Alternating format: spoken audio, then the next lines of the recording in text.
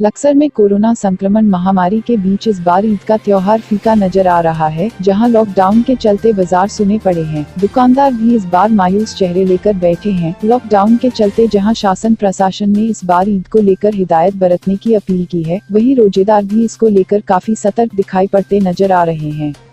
जैसा कि हमेशा से ईद पर मुस्लिम हर तरह की खरीदारी करते हैं। मुस्लिमों का मानना है कि रमजान की खरीदारी के हिसाब किताब से पाक होती है, मगर अब की बार हमारे मुल्क ही नहीं पूरे देश में महामारी फैली हुई है। लाखों की तादाद में मौत हो चुकी है, नौकरी जाती रही है, गरीब मजदूरों को न काम मिल रहा है, न 2 वक्त की रोटी नसीब हो पा रही है। तो ऐसे हालात में खुशी का कोई तस्वुर नहीं किया जा सकता है। लक्सर के सुल्तानपुर में तो ईद को लेकर गांव के सरपंच ने होर्डिंग के जरिए गांव वालों से अपील की है कि इस बार रमजान के महीने में हम सब के ऊपर एक बड़ी जिम्मेदारी है।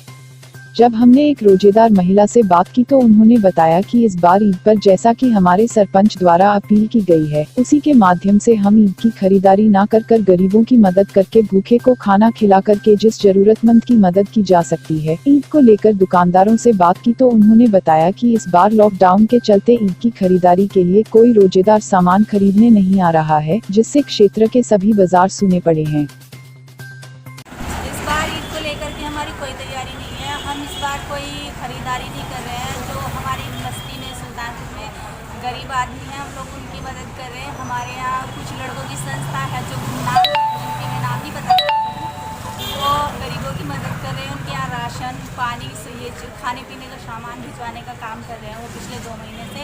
और इस बार जो हमारे गाँव के प्रधान जी हैं, वो हमारे सरपंच जी हैं, उनके निर्देश है कि हम ईद को लेकर घर पे ईद मनाएं, बाहर ना निकले और ईद का जो उत्साह है वो ज़्यादा ना दिखाएं, क्योंकि जो कोरोना जैसी महामारी हमारे देश में फैल रही है, तो हमारे देश में क्या बल्कि पूरी दुनिया में फैल रही है। इसको लेकर हम ज़्यादा भीड़ भाड़ ना करें, अपने घर पे ही रहें और जो भीड़ भाड़ वाला इलाका है उससे बचें और भीड़ भाड़ का माहौल ना करें। तो नाम मात्र रह गई, किसी किस्म की कोई दुकानदारी नहीं है और मुस्लिम समाज बाजार में नहीं आ रहा है, लॉकडाउन का पालन कर रहा है। कोई काम नहीं है, कोई रोजेदार मार्केट नहीं आ रहा है, ना कोई खरीदारी कर रहा है।